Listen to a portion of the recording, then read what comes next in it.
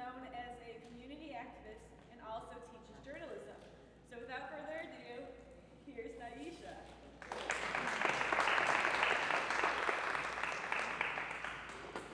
Hello.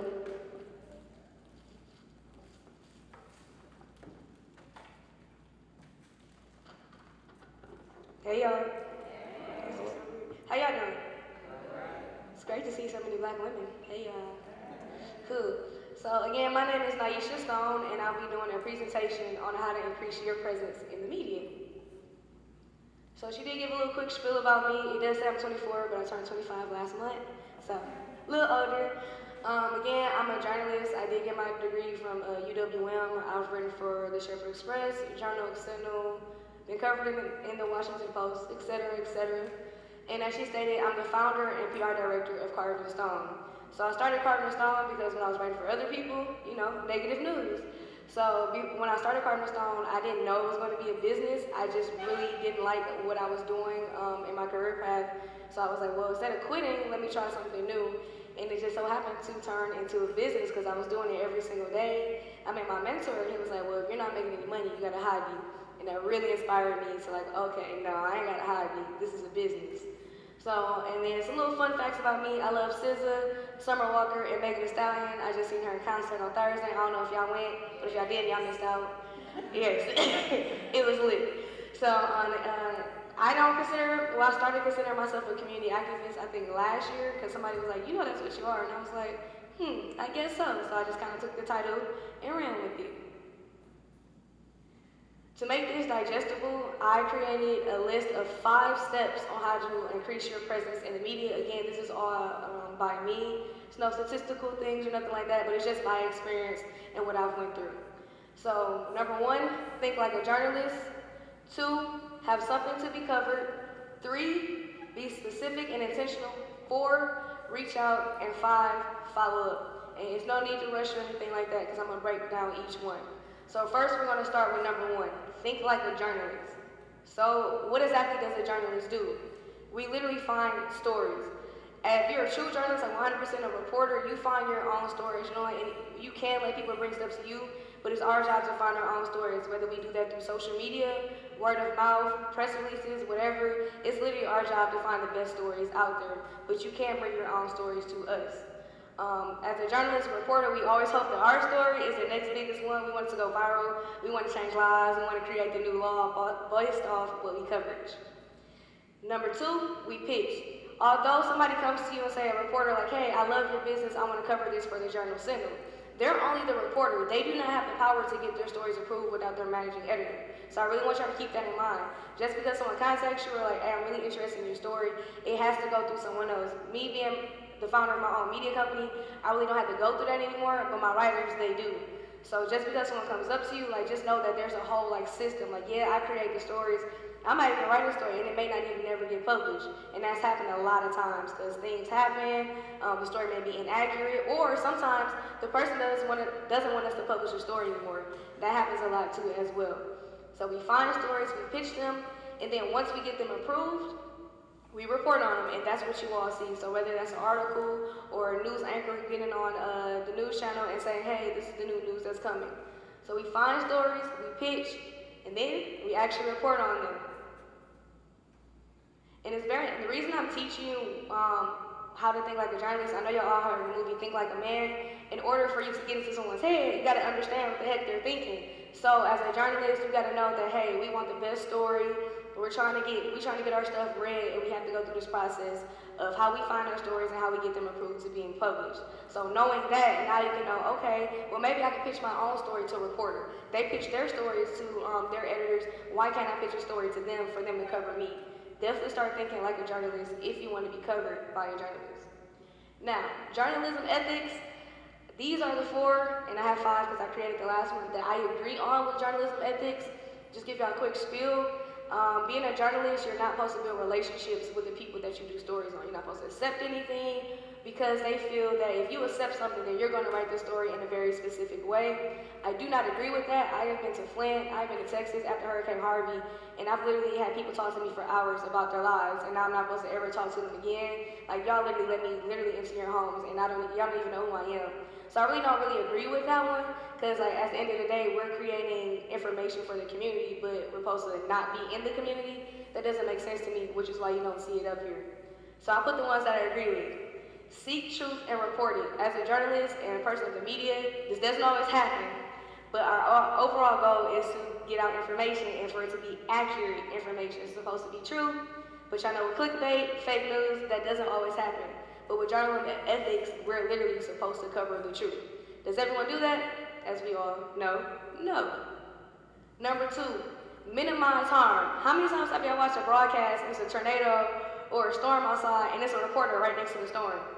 We're supposed to be minimizing harm, but we hardly do that in journalism because we feel like it's better if you can actually see what's going on. If I know it's a tornado, why would I go towards it? So that's one thing I definitely didn't like about being in reporting. I don't understand why I need to be there in that situation if it's going to put me in harm. So seek truth and report it, minimize harm. Number 3, act independently. I said this earlier. As a journalist or just person in media, it's not my job to literally tell you every single thing that you're supposed to be doing. You need to go find your own story. You need to learn how to edit it yourself, report on it yourself, and then the same with you all as entrepreneurs. Act independently. If you know that something needs to be done, do that. If you don't really know how to write a press release, learn how to do that so you can get coverage. Whatever you need to do to grow, act independently, but it's okay to ask questions and reach out for help. But at the end of the day, you will only be successful as hard as you try. Number 4, be accountable and transparent. I don't know if y'all know, but Wisconsin is a one-state party, so if I call you, or right now, they didn't ask me permission to record because it's a one-state party. So as long as they say yes, they can record me. So know that as a journalist, if you open up your door to a journalist and you open up your mouth, you have every single right to write down whatever you say or record whatever you say, which is why we have off the record and on the record. On the record is like, yes, I am agreeing that you can cover these things. Off the record, like, whatever I say to you, know I don't want this, to be published or approved. I don't want you to write this down. But always remember, we're a one-state party. I can record you if I wanted to. So if we're on the phone, I don't even have to tell you that I'm recording. Which is why I also says be transparent. A lot of journalists aren't transparent with other people. We have a lot of knowledge that we know, and we intentionally don't share that information because our goal is to get the story. I don't feel that's personally right. I feel you should be upfront with the person and tell them the truth. But that's why a lot of people don't like journalists or, the media, which I don't blame them because I don't really like them like that either. And then number 5, this is mine. I'm gonna get a trademark one day. Human being first, journalist second. A lot of journalists, we feel that we have this extra power and that we can do whatever we want. But our job is to get the information to the people, which is you. So if you guys don't trust us, how the heck are we gonna expect you all to read our stories and stuff like that? So I always believe that the reason that I've been able to be successful in my media company, Cardinal Stone, because we put our emotions first. Like, for example, we have a visual. Why would you ask somebody who just lost their son, how do they feel? How would you feel? That's a stupid question, but yet it happens every single day. How many times have you watched the news and they ask a person who's literally crying, like, so, I don't know, I can't think right now. So literally having that mindset going in, I think that's honestly how I've been able to be successful. So on all of your businesses, put being a human being first and then a business second. And that's when, customer service comes in. Like, life just happens and we have to remember that. Yes, it's like, business and personal are different, but you can't run a good business if your mindset is not there. So definitely keep all of that in mind, people's emotions and stuff like that. It really does matter and it will make the difference. Now, the different roles in media. As I just explained before, you have the reporter, journalist, who is me. I'm the person that actually goes out and get the story. I create the content that may or may not be approved, but I'm creating the content that will get out to the community. I think that's the most important one because we actually go out and do the hard work. We find the data, we interview the people, first source, third source, go through the surveys, all of that stuff. So that's what a reporter does. Make sure y'all fact check all of that stuff. Then we have photojournalists. They're like a photographer, but they do less editing. The overall goal is to be able to capture the emotion. You don't really want to edit it. So we're at a march and somebody puts their hand up, you want to take a picture of that. You don't want to tell someone, hey, put your hand up. That's not real photojournalism. Like, you really want to capture the moments. So that's why you have these very, very viral pictures that go with articles and stuff like that, because that is someone's real emotion. And that's hard to capture. So a photojournalist's job is very hard, and it can be dangerous because they're the one that's on scene getting the actual visuals. So sometimes, like last year, there were a lot of photojournalists that got hurt during the uprisings. So, being a journalist can be difficult, but I enjoy it. Producer or slash editor, they are the person that is going to say, hey, this is how the show goes, this is what's going to be shown, no, we're not going to use this story today, or we're not going to use this story at all, we're going to put this one here, we're going to put that one there, we're going to show this angle instead of this angle. They are the person that when you go on the Journal Signal online, they decided, okay, this article is going to be published this day, this one's going to be published this day, TMJ4, hey, we're going to show this one first, this scene of this puppy, and then we're going to show this one. So they're in charge of the content. They don't produce the content, but they're in charge of where the content goes. And then lastly, public relations. I just got into that about a year ago. Advice for you all, when you can afford it, if you can't afford it now, to get a PR person. They are the gap between the media and the community, or just like getting the story out. So through my media company, we do press releases, newsletters, and stuff like that. But it goes deeper than that. I don't know if y'all remember DaBaby, when he said that stuff about the LGBTQ community, he did not talk to his PR person, because if he did, he would never have allowed him to go on stage and say those things, because it makes his brand look bad. In order to hop back from that, he goes to his PR person and say, okay, how do I handle this situation? Every celebrity has done this or has someone to be like, go to consult with the media, because if you all didn't know, most things that we know is through the eyes of the media. So how the media portrays you basically is how the world sees you, which is why Beyonce, she doesn't let any negative articles come out about her. If y'all try to Google anything about Beyonce, it's hardly any bad things that you will see, because her PR and her department team is so strong. They will literally contact the media company and be like, take this down, or I'm going to handle it this way. She has the money to do that. We all don't, so be very careful. Be careful on how you brand yourself, what you say, what you post out there. But that doesn't mean don't be yourself. Always be yourself. And I've definitely been having that trouble, like being 25, and like, yeah, I like to dance on social media, but I also run a business, and it's like, I should be able to do both if it's, both respectful. So definitely be able, make sure you know what you're putting out there, and be okay with what you're putting out there. If you feel like you gotta question it, maybe you shouldn't be posting it. Whatever you do, just be confident in it. All right, so getting into the meat of things. A lot of people have came up to me when I started my media company, especially my friends, like, when you gonna cover me? And I asked them, well, what do you have for me to cover? So before you even go to the media, do you actually have something that needs to be covered? Is it something the media or even the community would be interested in? And so, for example, do you have an idea, an event, a business, or something tangible, and it doesn't have to be like real, but something that somebody may be interested in? So I brought this actual article up. Software company Jet Constellations launches 2-week summer program for tech entrepreneurs. Number one, this is a Milwaukee business. So being it from Milwaukee, I literally want to cover it because it's local. Number two, it's about a program for tech entrepreneurs. This is for the community. So the community may be interested in joining this program. So maybe I should cover it. This is something that wants to be covered. So because one of you may be interested in it. So do you have something that needs or should be covered? And this is how you know. What makes your news newsworthy? What makes your, why do we cover certain things, and why are you interested in certain things? It falls into these categories. Now every media company doesn't use exactly these type categories, but that's the gist of it. So timing. Most of the things you see in the news is just because it's happening right now. So for example, if Halloween was tomorrow, everyone's gonna cover something about Halloween, whether it's Halloween sales, the events, costumes. But on November 30th, are we gonna be talking about Halloween? Because it doesn't matter. So most things are being covered is because of timing. So if you have something, for example, my business is opening up tomorrow, that's newsworthy because it's happening tomorrow. It's something new, it's a business. So maybe you should reach out to the news to get that covered because it's very timely. If y'all didn't know, we like to be the first ones. We like to, I don't really do that with my company, but timing really matters. Impact. A lot of people, so if one person dies in a car crash, it's sad, and yeah, we might care about it. But what if 100 people die? You're more likely to care about that because it impacts a whole bunch of people. So do you have an idea, an event, or something that's impacting a lot of people? It's more likely to be covered. Example, COVID. COVID is not only affecting me or you or just Milwaukee, it's affecting the whole world, which is why it's constantly being covered, and it's not going to stop being covered until it's not impacting us anymore. We don't talk about chickenpox anymore because we kind of got that down. We don't talk about the plague anymore because we kind of got that down. It's not impacting us anymore, so why am I covering it? It's not newsworthy. Proximity. Proximity is just your surrounding areas, which is why local news exists. So if you have a local news story, just because it's Milwaukee, you want to reach out to Milwaukee news outlets.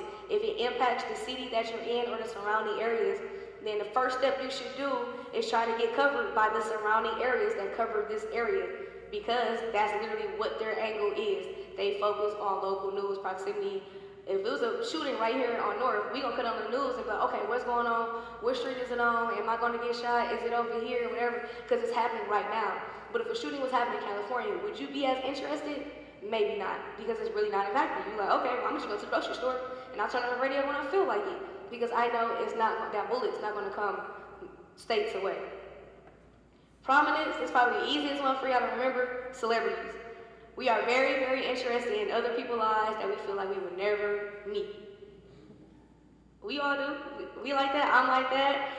That's why TMZ, The Shade Room, World Star Hip Hop, all of these, and even Carvin Stone, every media company at least covers a celebrity at least once a month, maybe every week, maybe every day. It depends on the media company, because that's just what we taught. That's what we like. We're interested in what shoes did Rihanna wear to the Met Gala? Why did A$AP Rocky wear what he wore? Like, we're all interested in those things, even though we are probably never going to meet these people, never have a conversation. But me as a journalist know that in order for me to get views, I'm going to write on a celebrity. I'm going to do an article on Drake's album just to get people talking, like, how did y'all feel about it? Because I know that would get views, that would get clicks, and all that stuff. That's what people are talking about. It's popping right now. It's timing. We're really not going to talk about Take Care, even though people still listen to Take Care. But his new album, Certified Lover Boy, is out right now. Timing, prominence. Another thing, if you can get a story that fits into at least two of these, way more likely to be covered. For example, prominence and proximity. A person that fits into that is Lakia. We care about Lakia because she's from Milwaukee. Now she's a celebrity. So if I get Lakia on Carvin Stone, I know that article will go viral. That video interview will go viral. Because the people in Milwaukee are going to share it. And now people that are fans of Lakia outside of Milwaukee will also share it as well. So now it's more likely to go viral, more likely to get engagement. Lastly, we have human interest, and that pulls on emotions. It's literally all it is. If it makes you happy, it makes you sad, makes you cry. That's mostly what social media is today. How many times have you just sat there and just went down scrolling on videos because they rather you, oh dang, I ain't gonna cry. It's too early for me to be crying. They posted that on purpose. That's why when, for example, a puppy being born, oh my God, it's a cute puppy, it's a new puppy. It has literally nothing to do with anything, but it made me feel a way. So we know that as well, so we try to include those. So timing, impact, okay. Proximity, prominence, and human interest, yes. Okay, so when it comes to timing, you were talking about sharing your story with, let's say, different news outlets. If it's the same story, do you just share it? Do you reach out to share it just maybe one or two, or multiple like news outlets of the same caliber? Like say local news, Channel 6, or PBS. So you're saying if you have, like, say your business opens tomorrow, you're saying, should I just send it to one person or should I send it to multiple people? Is that what you're asking, or no? Yes, yeah, sort of. I mean, obviously you want to get it out to as many people as possible, but if it's the same story, would the outlet be less interested in? Like if multiple outlets are sharing the same story?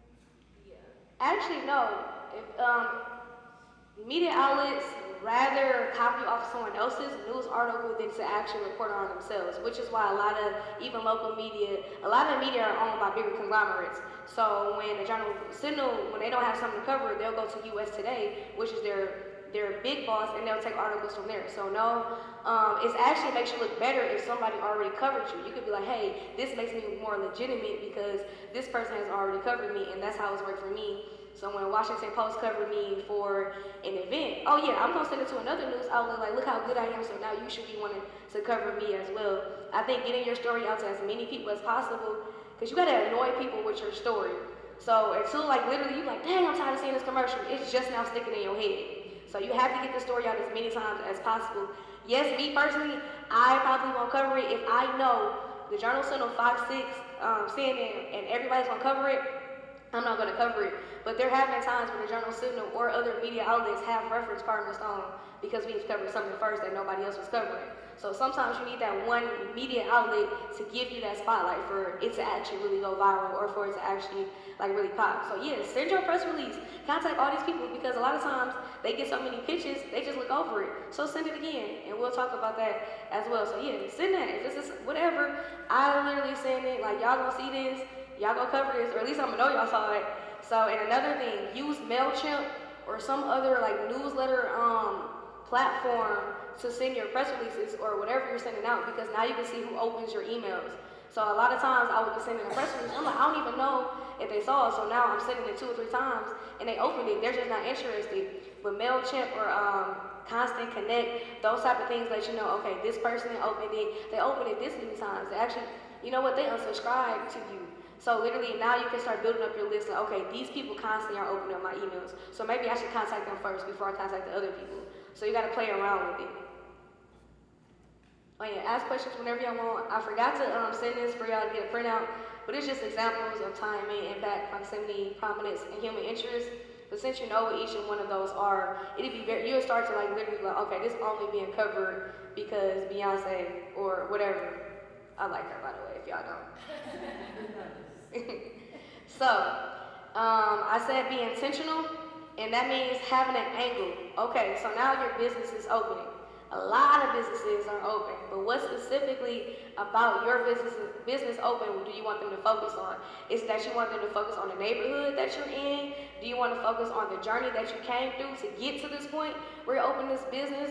Do you want to talk about how many customers you expect to be at this? What is your actual angle? Because a story can be covered from any angle, but when you go reach out to these media companies, tell them what you want to be covered. It may not always happen in that way, but the more specific you are, the more intentional, and the more you have an angle, the more likely you are to be covered. Because if we go back to the Milky Way Tech Hub, the Milky Way Tech Hub is literally a hub for Black and brown entrepreneurs. You know, they're trying to make Milwaukee a diverse tech hub for Black and brown entrepreneurs. That's not what this article is technically about. It's about their accelerator program. So literally having an angle, yeah, I could have talked about the Milwaukee Tech Hub, but that's not really what their story is. It's about them providing a new accelerator program for Black and brown tech entrepreneurs in Milwaukee. Yes, in that article I can include a little bit more of who the Milky Way Tech Hub is, but no, I'm going to focus more on the program. What are they doing in the program? How many people are you allowing in the program? What are you awarding in the program? Those are things we're going to focus on. So now that you have your idea, what is your angle? So do any of you have anything that you want covered? What? Yes.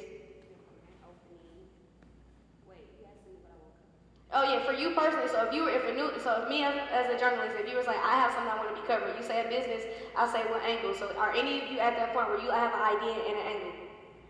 Yes. I'm in the process of opening a nonprofit to send MPS students abroad. Oh, that's dope. I want to talk about that. See, that's really awesome because okay, now we got NPS, so I'm interested because the proximity is local. But now you talking about abroad. Okay, how are you going to do that? How are you getting funding for that? So that's a whole story within itself. I have a billion questions. It got me thinking, okay, when is she going to do this? How's she going to do it? It's very interesting. And if your story can be very interesting, like that's something new. I don't hear anybody talking about NPS students. And on top of that, you want to take them abroad? Man, what? That's awesome, by the way. So definitely, we definitely need to talk. Anybody else got an idea or an angle? And if not, start thinking about it. Yes. So I want to develop an app that highlight key terms and red flags, like and basically terms and conditions, basically, and it's geared towards millennials. Wait, say it again. I'm sorry. I want to develop a mobile app that will highlight key terms and conditions that people, like young people, don't really recognize that they need to know, like tracking and things like that. And I'm driven it towards millennials, young people, because we really put our information in the system and we really don't know where the source is coming from. So that's kind of what I want to do, and it's driven towards, like I said, the millennials and young people. That's dope. So Medea Johnson, who owns Jet Constellations and the Milky Way Tech Hub, definitely, if you have a business card or something, but we need to talk, I would love to introduce you to her because her whole goal, she helps people create apps. And, you know, she's all involved in tech, and what you're doing is tech. So like literally just having a conversation with her. I don't know much about tech, even though my mentor is in tech. But I think that's a great idea, and for you to focus specifically on millennials, that's where it really is. That's her specific angle is millennials. So I know, so now you know you focus on millennials. What do millennials read? Do they go to the Breakfast Club, or do they go to Journal Sentinel? Who should you reach out to really reach the millennials? Or do they go to Shepherd Express? So knowing your angle, then you know who you can reach out to. There are some media companies like Milwaukee Business Journal.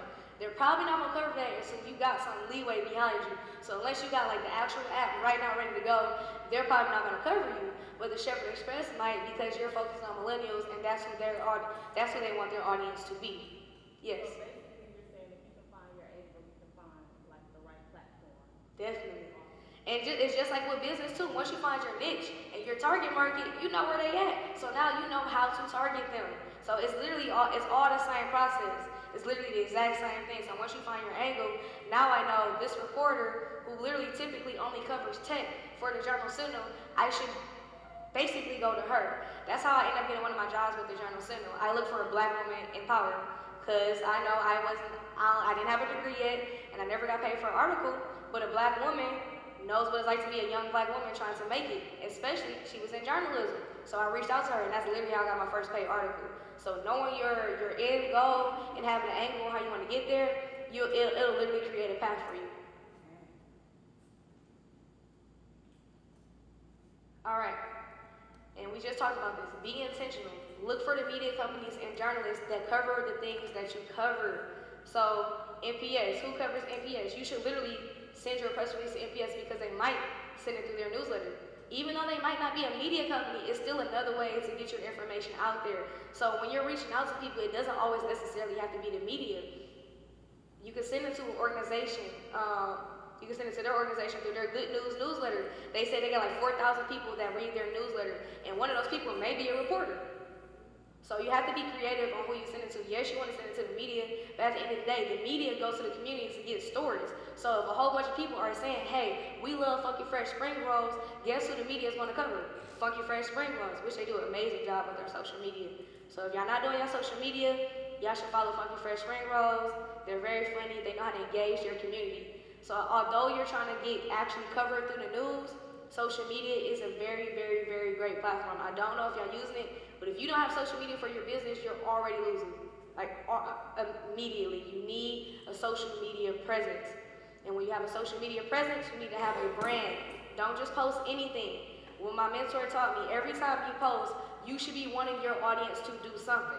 So when we post, we either want them to read an article, visit our website, donate, sign up for our newsletter. Every time you post, you should be, at the end of the day, you're like, okay, when I post this is what I want in return. I want them to comment on this. Or I want them to share it more. I want them to visit my website or whatever. I want them to come to an event. Don't just post pictures just to be like, hey y'all, we here. Okay, hey, bye, scrolling.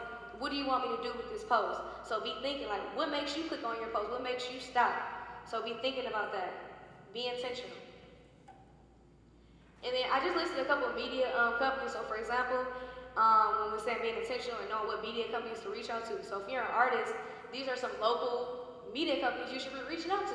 Copyright Magazine, they're black owned. Breaking and Entering, they literally cover music, specifically Milwaukee music, on a daily basis, every single day. So if you're releasing a new song, one of the first people you should go to, 88.9 Radio. Everyone knows 88.9 Radio. If you're making music, if you're doing something music related, you should be hitting them up. Milwaukee Record and Milwaukee Magazine. National Music, Lyrical Lemonade, they're located in Chicago, but they're nationally known. Double XL, Essence, Billboard, Pitchfork, Complex. So doing your research and figuring out what interests these media companies. Yes, they need stories, but if it don't fit into my brand, I'm not covering it. If it doesn't fit into positive news, why would you come to me with this? Our tagline is your weekly source of positive news. Why would you come to me like, yeah, I just shot 5 people, so you gonna cover this? Like, no, no, I'm not gonna do that. And no matter how much I edit it, it's never gonna fit into my brand. And if you go off brand, how people know, like, I came here for positive news, but I come on here and I see something negative. I'm not gonna come back to you because the original reason I went here is for the brand that you said that you had. So always make sure to stay on brand. Reach out. As a journalist, yes, we are supposed to find our own stories, but there are one in me and how many of you in here? So how likely is it for me to know about every single thing that each one of you are doing? It's not going to be possible. But if one of y'all literally was like, all right, I think she covered positive news, I got this positive thing I'm doing, I'm gonna reach out to her. And now that I already know that you know me and you tell me where you know me from, I'm even more likely to cover your stuff. Building relationships with media really matters. So even though you send a press release, let's say to Carver Stone, and we may not even cover it, and you may even send like 3 more and we still don't cover it, but now I know who you are, I know your story, and if you keep sending me press releases with your growth, don't keep sending the same press release. Okay, so now you have the idea of doing the taking NPS students abroad. So that's the first, your first press release. But now you got funding. So now I'm gonna send you a press release like, okay, look, I'm still having this idea and now we have funding. Okay, that's a different angle. Okay, now you got students that signed up for the program. That's a whole different angle too. Do not keep sending the same press release. We want to see progress. But again, it's okay to constantly keep sending a different press release or even the same press release. It took me like 6 months to get the interview with DC Youngfly, and that's because I followed up and I kept reaching out. So make sure you reach out, and these are the ways to reach out. There are more ways. Get creative, however you want to do it. Number 1, as easy as a press release, we provide press releases.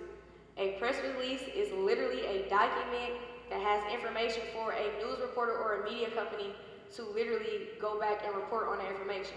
It's not an article. It can be posted as an article, but it's a guideline for me to be able to write an article or to do an interview or whatever. It gives me information so I can decide if I want to do the story. Y'all got it? And then we got newsletters, like I said, and honestly, you could put a press release in a newsletter. But a newsletter is like getting the information out to your subscribers, your customers, and even the media. I have an emailing list for media and investors, and then I have one for like all my subscribers. So when when I'm doing giveaways, I'm gonna send it to my subscribers. But if I'm opening up a scholarship fund, I'm gonna send it to the press first, and then I'm gonna send it to my subscribers. Yeah, I want my subscribers to apply, but I want more people to know that I have these applications out. Email, you know how many times I email people? Email people, it's so simple. You can go to their social media, and it literally says contact. A lot of people don't know that. That's literally how I got an interview with DC Youngfly. I went to DC Youngfly, I looked at his bio, he said management PR.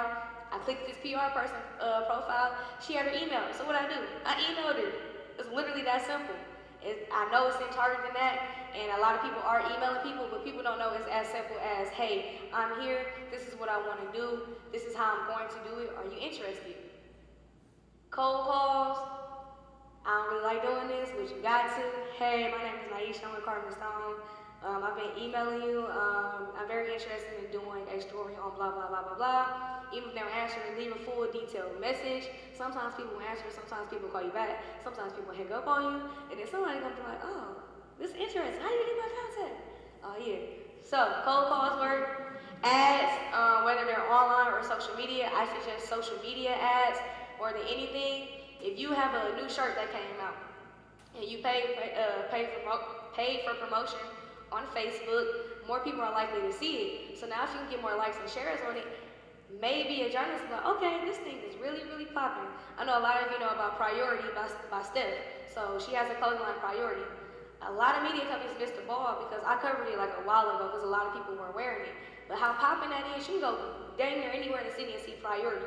So that should be covered because it's literally impacting a lot of people, its proximity and like all of that stuff. So literally if more people can see it without somebody coming to me, I'm more likely to go get that story.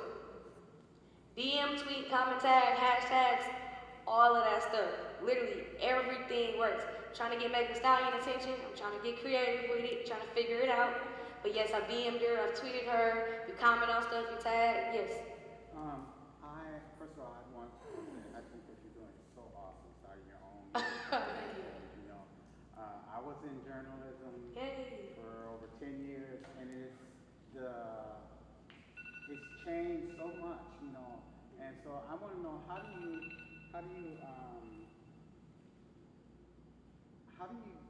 I don't know how to do through social media, and getting people to doing advertising and getting your story out. How do you do it on it's totally different from way back then.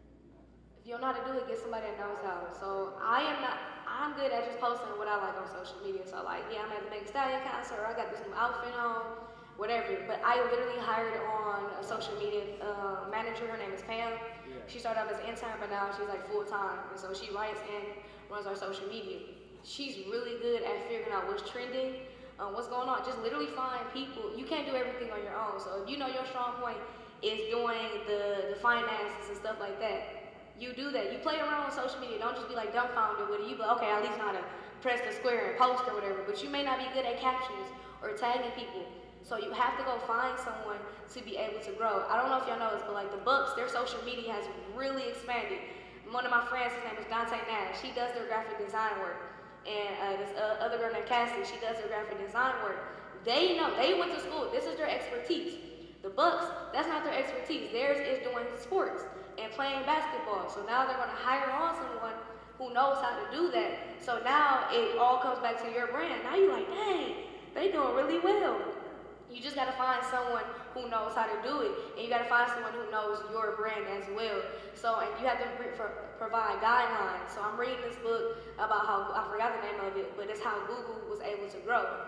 And so you got to have a goal for yourself. So my goal for this year is to increase Cardinal Stone's branding. So I want everyone to know we're a positive news company. We've only been saying it for about a year or so, because like I said, I didn't even know I was covering positive news, so I went back and was like, oh, that's all we covered. And so now I put a name on it. So now I'm intentionally trying to make sure everyone knows we're positive news. But the rest of your team doesn't know that, then you're going nowhere.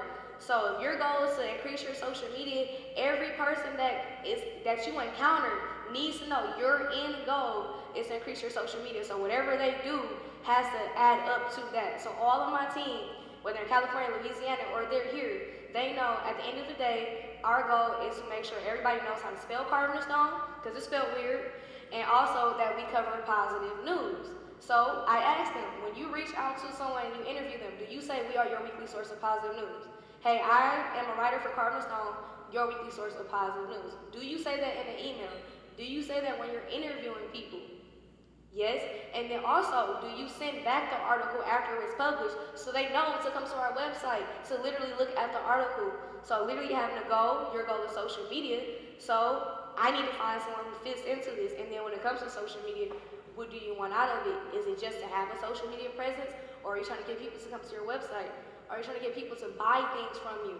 So like literally knowing that in the beginning, and then you can just start studying other people's pages, and that's a really great step to start at. So do you blog and have also like an Instagram or set it up your media on Instagram and combine all of those social medias together? Yeah, so Cardinal Stone has Instagram, Twitter, Facebook, LinkedIn. We really don't use LinkedIn like that. And YouTube. YouTube's where we want to post our videos. We're just trying to work on increasing YouTube and Twitter. So I do agree that you don't necessarily need every single social media outlet, but if you're going to use them, constantly use them and be well at using them. So again, Funky Fresh Spring Rolls, I think they have all 3 social medias, but their best stuff does better on Facebook. So they're more likely to post more on Facebook than they are on Instagram and Twitter. So it's like a game of like pulling, like whatever. You have to figure out, okay, so I'm gonna try all these social medias, but which one has the most engagement? And you have to know each social media platform is different. So although we're posting the same picture, the same article on each 3, Facebook, Instagram, and Twitter, we have 3 different captions for each one. So Twitter, you only want like a couple lines, you want a little line here and there. Instagram, you kind of want to do more videos. Facebook, people like really, really long posts. So knowing that, I know, okay, so I'm gonna post an article link on Facebook, and I'm gonna put a long caption. On Instagram, I'm gonna just post a picture or a video and try to make it funny or whatever. And then Twitter is like a little blab or whatever. We're still working on our Twitter engagement. Ain't been doing too well with that, if I'm being honest. Twitter's a whole nother world because we cover positive news, but they be going wild on there, and I can't be as wild as I want to be because we have a positive media company. So we're trying to figure out what is our voice. So Wendy's has a voice, like literally a Twitter voice, and so we were trying to figure out what does Cardinal Stone sound like on social media. So that's something that we're trying to figure out as well. Social media is constantly changing. Everything is constantly changing. Like Instagram is going from pictures to now videos. So now it's like, okay, how do I work these reels? Because they really difficult. But if you're going to post a video that's a minute or less, post it as a reel. How Instagram is set up, if you post it as a reel, you're way more likely to get engagement and views. But if you just post it as a regular video, I mean, like literally post this as a regular video and post as a reel with no edits, the exact same video is going to do better as a reel. Only reason I know that is somebody literally texted me, was like, start posting your videos as reels. So I don't know everything, but it's about reaching out to your network, studying other outlets. For example, I started looking at CNN, Blavity, Essence, and I'm like, okay, how are they posting their articles? So what I noticed is each media company has a template, and they usually have a headline and a little subtext on their actual pictures. We put all our information in captions and just have a picture. So when you share our picture, it's just a picture. But now we have a template, so when you share it, it's actually a story, and more people are likely to share or click on that because it tells the full story in the picture. And now they're like, okay, if I want to know more, I can read the caption, or I can go to your bio. But if we just have a picture and people just sharing a picture, it's just a picture. So like literally studying other social media platforms and accounts, and like, okay, I like that they're doing this. They're commenting back to people that comment on their stuff. We're working on that as well. So if you're going to make social media, you have to be engaging. You can't just, if somebody's commenting on your stuff, you have to comment back, because people will be on your butt. It's like, man, you did not respond to me on Instagram. Like, okay, like, but now you gotta respond, especially as a business. Like, if it's on your business page, you gotta respond. And it's weird because people forget that it's a person behind the business page, and they just assume that it's just like a business and it's automatic. But that's not how it works. So my point is, get somebody that knows how to do it and study it. Just literally is research. Time is ever changing, it's always gonna be changing, so who knows what social media is gonna be like in 10 years, if it's still gonna be here, or if it's gonna be some virtual stuff, you put your goggles on or something, I don't know, I ain't ready for that. And then, to help y'all out, I made some main components for a press release, since that's one of the most typical ways to get in contact with the media. A press release has to have contact information. It's different if you don't know somebody to contact you, but the whole point of y'all reaching out to the press is to have somebody to follow up with you. So make sure you have, and it doesn't have to be you. So whoever you want the media to contact in your business, put their information. If you don't want the media contacting you, but you want them to contact your assistant, put your assistant's contact information. Because I'm gonna contact whoever you put on this press release. So your name, you can put your title if you want to, an email and a phone number, because sometimes people don't answer their phones, or sometimes people don't answer their email. So I'm gonna try you at both. Your logos is very important. If you do not have logos for your brand, it's like one of the #1 things. You can spot McDonald's from like a billion miles away with their red and their yellow. That's how cold I want my logos to be. Like, they see my head and they're like, oh yeah, that's part of the stone. So you have to throw that in people's faces. Excuse me. Yes. So the logo and the brand are different, but they are one. No, your logo should, so your brand is everything. So with McDonald's, they have their M, that's their logo, but their brand is the red and the yellow. It used to be the clown, like the whole brand is the entire thing. The logo is like Nike, you know that. You ain't even gotta say nothing, you just got the, yep, that's Nike right there. That's the logo, and that's branding though. They branded it so well that they don't even need to say anything anymore. Doritos had a commercial. They didn't have their logos on the bag. They just had the red and blue bag. And I was like, that's Doritos. And at the end of the commercial, they was like, we ain't even gotta put our logo on this. I said, oh, they done killed the game. Like, dude, yeah, so if you do your branding so well, if I see any tiny thing from your business, I'm gonna be like, that's that. Funky Fresh Spring Rolls, they have a green and black. That's their branding color. So when I see that specific green and that specific black and a specific font, I know that's Funky Fresh Spring Rolls, because they did their branding so well. Their business cards look like that. Their packaging looks like that. When you go on their website, they have the same colors. When you go on their social media, they have the same colors. We want consistency, so I know how to point you out in the crowd. Like, these are my colors, which is why I warn them. When y'all see this, I want you to be like, oh, that's carved in stone. You gotta be very intentional with everything you do. So branding is like literally everything. Is, like Flow off of Progressive. Oh, I know Flow, like that's Progressive. I don't know Progressive like that, but I know Flow. So branding, like literally all of that matters. So the models, to the logos, to the coloring. So if y'all don't know your colors, and I mean to the specific number. So colors change into numbers, and what I mean by that is, so this blue is a specific number. It's like blah blah. It's like literally a number. because there are different shades of blue, but my blue is a specific number. So you need to be able to break down your brand into like it should be the same every time. When you make a post and you're making flyers, your font should always be the same. Your logo should always be there. When I see this, I want to see carved in stone first.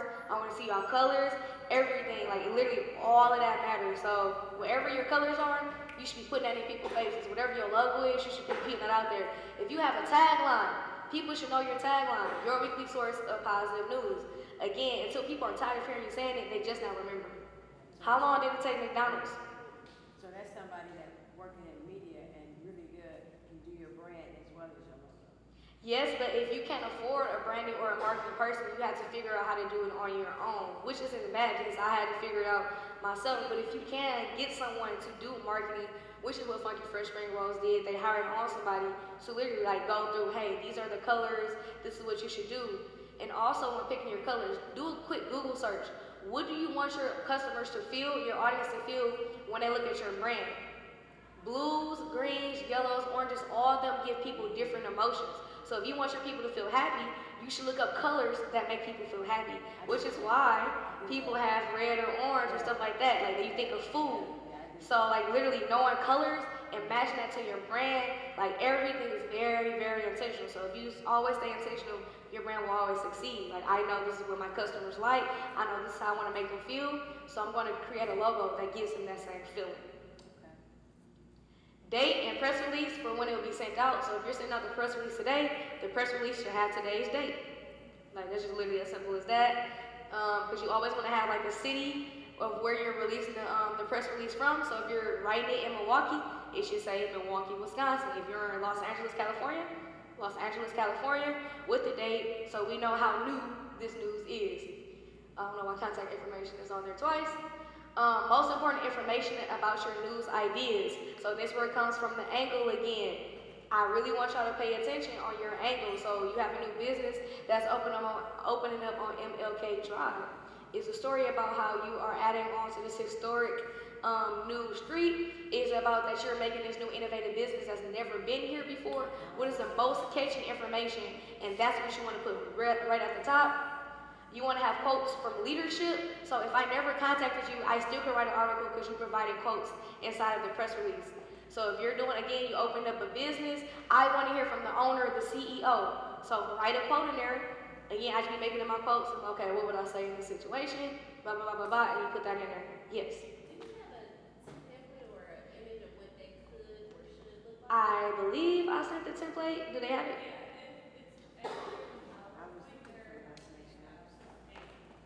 But I think I provided a template in there. Do y'all see it? It's all the way, I think it's at the end, towards the end. It's the last page after the presentation. Oh, Yeah, so if y'all look at that, it's literally how a simple press release should look. It has the contact information, has a very catchy title. So Stone, we're releasing our first documentary soon. So literally the title will be Positive Company Stone releases first documentary. That's literally what the title is going to be. Tell me, that's literally exactly what the title is going to be. And it's probably going to have a subtext that says about black-owned business in Milwaukee or maybe whatever. And then it's going to break down like who gave, like how did you come about the documentary? Why are you doing the documentary? But the first thing I'm going to say is, when the heck is it going to be released? Because that's what it's about. We're going to be releasing our first documentary, but you want to give extra information. But always have a catchy headline. So if I read nothing else, I know what this press release is about. Stone is going to release a documentary. So do I want to cover it or do I not? It's as simple as that. And then an about section. The about section is literally what should be at the end of every single press release. If you're doing a business, if you're doing a press release on your business, my about page, at the bottom, it has an about section. So Stone is your weekly source of positive news. We cover positive news all around the world, yada, yada, yada. It should be like 3 to 4 lines, but it gives you extra information on the business, and that section should be the same on every press release that you release because you want consistency, and it's just about you. So it should basically never change unless it's a really big change in your business. So when we start doing scholarships and grants, definitely, that's a part of our about now. So definitely have an about section. Because yes, you're gonna talk about yourself and the thing, but you wanna always end it with an about, and those 3 little hashtags at the bottom that lets the reporter or whoever's reading this know that the press release has ended. See, DC Young Fly? Very, very, very, very, very important. And a lot of people do not do this in business, and it's not just media. A lot of people do not follow up. Y'all send one email, y'all call one time, y'all may even call twice. But how busy do y'all be on an everyday basis? Y'all be like, I should have called my mama today. Follow up. Literally, you have to follow up. Because again, as a journalist, I am always being sent press releases. And sometimes it may have not been any interest at that time, or I didn't even have time for it. But okay, you followed up. Oh yeah, I forgot. Okay, yeah, let me follow up with you now. So make sure to follow up. Do not be annoying with it. There are people, there's just one company here that will literally send me a press release, and then like 30 minutes, they'll call me like, did you get my press release? I am not gonna cover you. I've been hanging up like, dude, yes I got it. Like, y'all don't have to keep calling me. So make sure to follow up. And I put DC Young Fly because I reached out to his PR person in 2018 at the end of the year. Hey, I want to do this interview. And at the time, we didn't even have video interviews. We were just doing articles. And I was like, hey, I want to do an article on DC Young Fly. This is my media company. And she was like, oh, that's a great idea, but he's not doing any interviews because he's getting ready to go on tour. A few months later, my mom let me know that DC Young Fly was coming to Milwaukee on that same tour. She was like, you should reach out again. And I was like, oh, okay. So by that time, I had interviewed the Lieutenant Governor of Wisconsin, Adela Barnes. It was our first video interview. It was high quality. So what I did was, instead of just saying, hey, let me do an article, I progressed and I sent her a video interview and was like, hey, when he comes to town, I would like to provide that. And we got the interview. So literally following up took 6 months. 6 months. So just because something doesn't happen right now or tomorrow or even a year from now, you literally never know. I got a Bucks grant. I applied for that like 3 times and I got denied every single time. And then I got a call randomly and I was on FaceTime. I'm like, I'm not about to answer this call. It was like 7 o'clock and it was like, yeah, this is the Pfizer. We would like to order. I'm like, oh. And like you could be denied. People could tell you no. But follow up if you feel that it's worthy of that. Very, very, very important to follow up. I don't know how many times I have to say that because a lot of people do not follow up when it comes to business and not just media, but just business overall. You ever met somebody that be like, yeah, if you ever need anything, hit me up. And then y'all never hit them up. It's a lot of people with a lot of money, resources, and stuff out here. If someone tells you to contact them, hold them accountable. And if they don't respond, hit them up again. Like, no, you said you was going to meet with me. You said you was going to help me out, or you said I could reach out to you at any time, and this is what I did. So make sure to follow up. And then, here's my contact information. If y'all do want to follow up, it's cns@carvedinstone.com. It should be in your PowerPoint, and it's our website, carvedinstone.com. If y'all want to follow us on every social media platform at Carved in Stone, you always got to promote yourself. And also, before I open up to questions, I don't know how old everyone is in here, but if this does fit you or if y'all want to share it, Carved in Stone is giving away 3 $2,000 scholarships, 17 to 28 if you create art, music, whatever. So if you know someone that fits into that, I would love to give you a flyer. And then the third one is going to an NPS student who's a senior heading to college. So 3 $2,000 scholarships. The applications are open now and they close on the 30th. So if y'all know anybody, if y'all fit into it, let me know if y'all want a flyer. And so do you have any questions? 30th of this month? Yep, 30th of this month. So they've been open since the 1st. You said Carver 17 to 20. You said what school? Oh, so NPS. So I'm giving one scholarship to an NPS senior heading to college, and then the other 2 are for creative. So if you live in the state of Wisconsin and you create music, or if you just create something, if you're between the ages of 17 to 28, you can get a $2,000 scholarship that can be used for rent, food, whatever you feel like you need to get you to that next step of success. Mm-hmm. Wow. So do y'all have any questions for me? What is your email address? Email address is cns@carvedinstone. So CARV as in Victor, D as in dog, N as in Nyesha, and then stone as the rock.com. cns@carvedinstone.com. Yes. Do you have like any advice for people trying to develop like platforms like magazines or things like that? Platforms like what? I'm sorry. Like magazines and stuff like that. Is there like any copyright that you have to go through? Do you need any college experience or like education level to do things like that? You don't need a college experience to do anything in life. If I'm honestly, if I'm being real honest, like you really don't. I taught myself how to design a magazine. because it's a program called Illustrator, and I just played around with it, and it's literally just a blank canvas, and you decide how many pages. You need to sit down and figure out, okay, how many pages do I want? And that's where it starts. And also remember that a magazine goes like this, so the cover, this, I didn't think about that when I first started the magazine. It's like, you have a cover, so just literally sitting down and thinking about it, and again, doing your own research. You do not need a college degree to do anything. You just need to know like little basic steps. Figure out, look up Adobe Illustrator. Start playing around with that. Start playing around with Photoshop, Adobe InDesign. Those are how you actually make graphics and visuals and logos. So that's what you pay other people. If you don't know how to make your own logos, that's what they will use. Don't use Canva. If Canvas or Canva, do not use that for your logos. It may be easy, but you cannot trademark those type of things. So to make a magazine, no, you don't need a copyright or nothing like that. But if you want to be a legit business, everything that you do has to have some type of paperwork or something behind it eventually. So I'm working on getting my stuff trademarked and stuff like that. I have an attorney, so when you can get to a point to be a successful business, you need an attorney and you need an accountant. I have both. You need an attorney and you need an accountant. Even if you can't afford them on a monthly, if it's just quarterly, whatever, but you need those people in your corner. I just paid my attorney a group of money to make me a document that says you cannot share CNS's content without our permission. I pay a lot of photographers and graphic designers, and they sometimes share our work before we're even ready. So no, now you're going to sign some documentation that says we have control of that because our content matters the most. So figuring out what you want in your business and figuring out, okay, how can I make this as legit as possible? Make sure y'all have y'all LLCs. Make sure y'all are filing. Make sure y'all are doing your taxes. Because when the grants come around, when the investors come around, you want to be ready. And it does suck because we don't know all of these things. Again, I'm only 25, and I feel like I don't know what I'm doing because I wasn't taught these things. I went to school for journalism, not business. So you do not have to go to school for, just literally reach out to people. You can reach out to me, you can reach out to, Lily, you can reach out to your network. There are somebody that knows. Like my dad, he owned his own business. We never talked about it though, but now I can go to him and go, okay, man, I'm having trouble.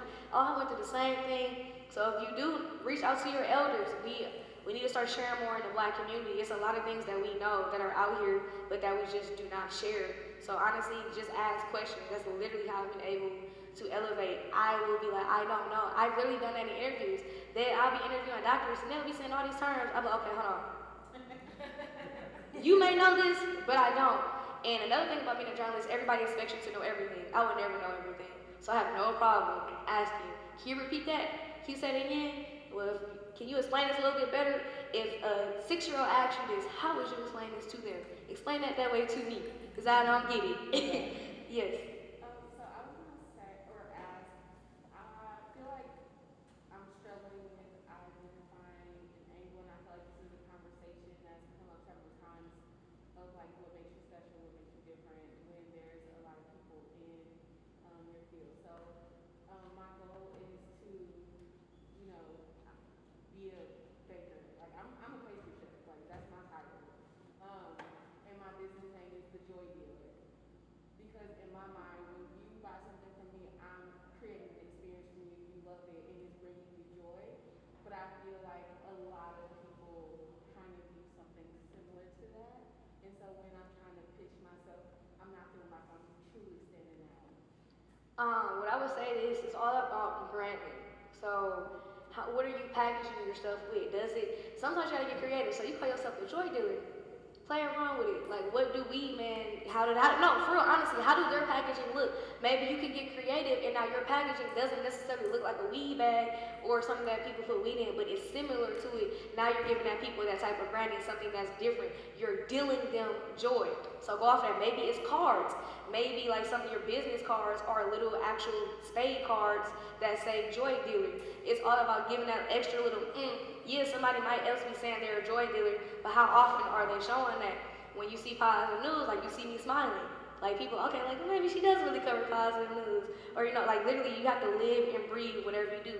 So what a million people are doing is, BizStarts, they have the good news newsletter, and they still hire me to come teach positive news. So what my thing is, I do positive news, and good news are the exact same thing, but we use the term positive, and that's what makes us different from them. It's literally, it just so having those little tiny angles, all you need is that little switch, and people go, okay, I'm going to support them because they say positive instead of good. Like it's just those tiny little switches. So when you're marketing, like what colors are you using? Is it different from what other bakeries are using? I noticed that a lot of bakeries use the same type of font. Maybe you want to do a whole different type of font. Maybe you, this one lady, her name is Chef Lovely. I wish I could interview her. She's on Instagram, and her cooking thing is her looking real cute. Like all she do a little smirk. She's like, she don't say nothing the whole video. It's just her cutting, but looking real good. That's her niche. Is that she look good when she cut her stuff. So maybe whatever your niche is, literally hers is just a smirk. But that's what makes her Chef Lovely. So it's just that little. It doesn't have to be like this big dramatic thing. Like, hey, I'm giving away $50,000. This makes me so cool. Like, no, it's because I'm specifically only going towards black and brown entrepreneurs and specifically black women. So literally just having that tiny little niche that just makes you a little different. But what makes you choose one bread over the other? Just start thinking about that. Go down the bread aisle and be like, okay, how are they all able to sell? Yet all of them sell out. Because they have just a tiny little, and sometimes the logos be the same. So who cares if yours look like the same? It's all about you and how good you promote your own stuff. That's really all it's about. Any more questions? What's your businesses? We are Fruit Queens. We own and operate a fresh fruit and fresh juice truck coming soon, where we will be making fresh fruits and vegetables accessible, affordable, and convenient, as well as fun. So it's mobile. It's gonna be mobile. It's gonna be mobile. That's what makes them different. There's a different fruit company called Florida, and they deliver it, like they mail it to you. They're going to pull up to you. That's the niche. What else? Home healthcare. Home healthcare? Okay. And so you just got to figure out, okay, who is my target audience? Who do I want to reach? What can I provide differently for them? Maybe instead of like it being the typical home care situation, we take them on a field trip every week, and that's your niche. So like just finding like that different little thing, like okay, yeah, y'all all may be doing this, but I know y'all do this one. So I think we're trying to be different. And it's funny you mentioned that. I worked on a job and working in home care. That's what we did. We took our clients out on events and stuff. And that's different because most agencies don't do that. yeah, and now I'm more likely to send my elder over here because I know I don't want them sitting in the house all day. So now, yes, go take her on a field trip. Yes, now I'm more likely to give you my money. I'm more inclined to know a little bit more about your business because you gave me that little extra. What else your businesses? What else is your businesses? So I'm actually developing a startup company. My startup company is called Attractive Success. And the startup company basically has two different components. I basically want to develop an app like I first stated. The app is just basically highlighting words and terms and conditions because I mean nobody really reads terms and conditions just to educate people. And then I also want to help people gain credit awareness. So I don't want to help people with credit repair, but I want people, especially millennials, to know where they stand credit wise, especially when they are going out into life by themselves. Because we are not educated in that aspect of life. And then I also want to help people further their education. So my startup company is basically just helping people, especially millennials and people that come from my neighborhood, to basically just further themselves. So I have three different things that I want to just pull together just to help all my community. What advice I would give to you is start off with one angle first. So millennials is your overall that's your audience, but now you need to dive a little bit deeper. What do they do? What do the millennials do that you want? And I'm not saying you don't know it or nothing like that. And then once you know that, and then also dive deeper. Okay, am I focusing? When people ask me, what do I do with this business? Is it that I teach financial literacy? Is that the main thing you want to be known for? Find the main thing you want to be known for, and then everything else follows suit under that. At the end of the day, we cover positive news. Despite anything else, we cover positive news. But we also do scholarships, we do grants, we do journalism program, we do this. But at the end of the day, you're gonna come to me because you know we do positive news. Any extra stuff is just because you want to know more. So like literally finding that platform, and then it's like, all right, like any celebrity, like Rihanna started out as a singer, now she does makeup and clothing. All you do is need that toe in the door, and you can do whatever you want to do, but you have to have something that people know you for. Chick-fil-A, they literally be known for their customer service. That's why they going crazy. Like people say the food good. I neither here nor there, but I know most people really support them because of customer service. So having that one baseline, like I know when I go here, like Target, favorite store ever. I love that story because I know when I go in there, they're going to have what I want, and I don't have to deal with a whole bunch of people. But if I know Walmart closer and it's a little bit cheaper. So do I want to go to a little bit cheaper and deal with a whole bunch of people, or do I want to spend a little bit more money and have a quieter experience? So like literally knowing what you bring to the table and throwing that in people's face until they literally know what you do. What else y'all do? What else y'all do? I'm a travel agent, but I've branded myself as the traveling attorney. And so it's kind of like a whole umbrella of things that I want to do, but that's like my brand. So Okay, so it's traveling attorney. That's what. the traveling attorney is like who I am on all social media, but I'm a travel agent like by trade, but like I want to be known as the traveling attorney. I have a question, man. It's kind of. But do you have some because I know you could be an attorney in Wisconsin. Like, do you have to get a certain certification to like be an attorney in different states or anything? It depends. So there's a uniform bar exam. That if you pass that, you can get waived into like 27 or 28 states. So I took that bar exam, but like I haven't, gotten applied to like be a part of those because I'm not gonna live there, so it's not first. That was just a very interesting Yeah. question. Me being a journalist, I want to know more. So anybody in the back, what y'all do? What y'all do? Yes. Well, we are the owners of That Is It T-shirt factory, underground T-shirt factory, where we design custom T-shirts and to your liking. We do funerals, we do weddings, we do baby showers, whatever that you ask for. But whatever you want is what we tailor to. And secondly, my personal goal is to have a storefront and then have some unique items as far as like antiques. I also do body care. I've been making my own hair oil for over 25 years, which I say guaranteed to nourish your hair and to grow your hair. And I've had results from that. And just to have other things too. I also make jewelry. So there's an array of things that I would like to have in my boutique. And that's why I'm here to learn how I can be successful in regards to having that boutique. Quick. I don't do embroidery. No. Have a question. Is it owned just by you or is it? No, this is the owner. I'm a partner actually. So two black women own a printing. I'll put it to you like this. My goal is to, like, you're carving stone, right? So my goal is to provide you with your merch. I'm gonna do whatever you need. So I'm gonna put your merch on a sweatshirt, a hat, some shoes, whatever you want your merch on. That's my job for you. No, the reason is because you don't hear about a lot of black women owning printing shops, so that's your angle right there. We black women owning a printing shop in Milwaukee.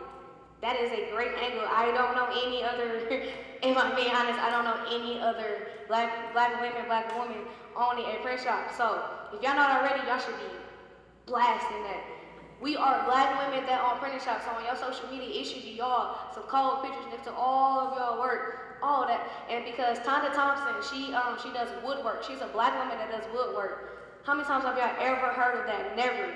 That was her angle. So push on that. Literally, like, if you want to succeed, like say, hey, we are black women doing this. Yes, you're printing shirts, but at the end of the day, you're black women doing it. So that's what makes the difference. So push on that. And therefore, we are open for anybody that is starting a business that we may be able See? to do their brand and get with us. So we're here. Get with us and we can make your brand elevated. And that's how you network. How do you design your own brand? I can't hear her. So she said if you ever need any printing needs for your business and stuff like that, they can provide that for you. So cups, shoes, shirts, hats, whatever, yes, by black women. Yes. So I signed up for one business idea, which was called Green Clean Communities. It was like I was gonna clean up Wisconsin or the Milwaukee area, but I wanted to pick up the homeless people that be acting change to give them just a way to make the money that way, and they can help us clean up. And then my other idea is sew clothes and accessories and things like that. So I wanted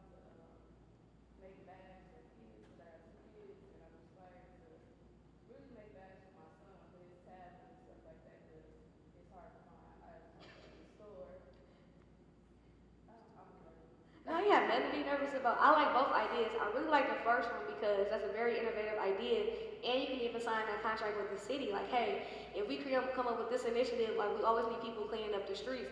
If we pay them at a low rate, let's say minimum wage or whatever, now they have a job, so now they're eventually going to get off the street, so we don't even have to kick them off, and they're keeping their neighbor where they're staying at on the street. They're keeping their area warm. So like, if you're still going with that idea, I would definitely say come up with some numbers. Look at the research of other cities doing that. I think Los Angeles has did it, or like some other state, or like some other city in California. But like literally, like look at how can this impact the city, and is it going to bring money back? And that's how you can get money. As for the kids thing, I ain't got no kids, but I know a lot of parents. My nephew, he's ridiculous. So however you can find an innovative way. So yes, it's bad, but it's have a tracker in it, and now you can get some tech money.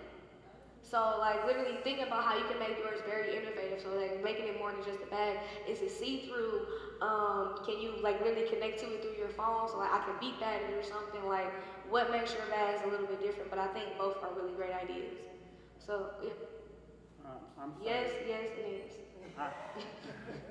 I'm getting ready to launch an online tutoring business. It's called Results Learning Institute, and where I will be teaching ESL, English as a Second Language, and also math and English. And I want to hire other teachers globally on other countries so they can, teach students online. And I also want to offer languages. I speak Mandarin, so I want to teach that too. So it's going to be all ages, even adults too. You know I what? started out teaching adults. You know a way to increase your social media.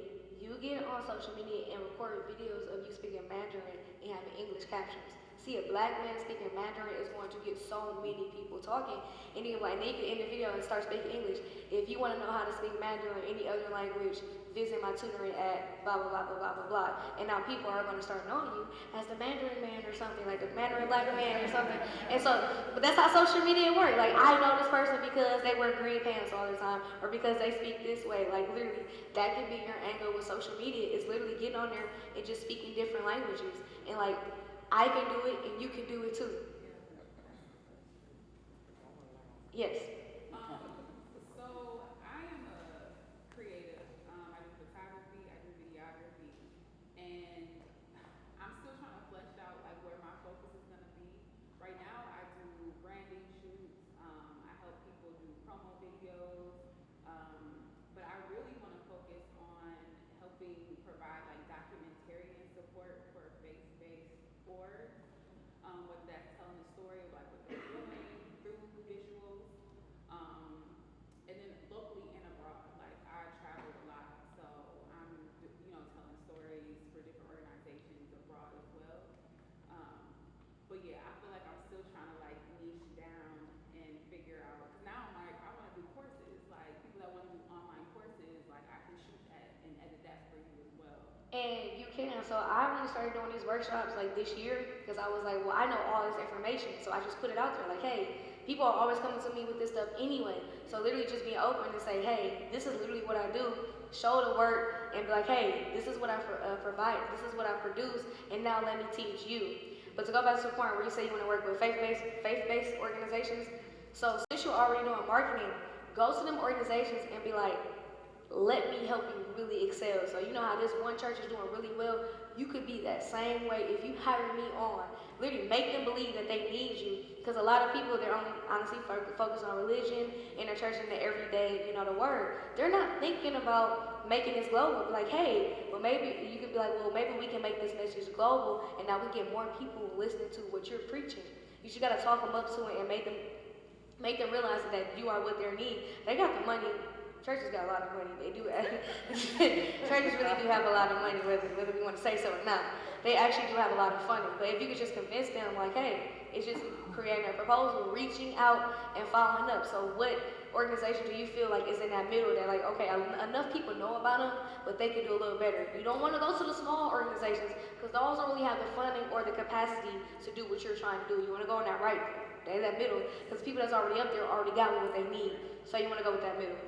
And then lastly, right there. You okay? So anybody else want to take her spot? Okay, cool. Does anybody want to fire her before I go? Okay, if y'all can just keep your hand up because I'm scared. But thank y'all so much. Thank you.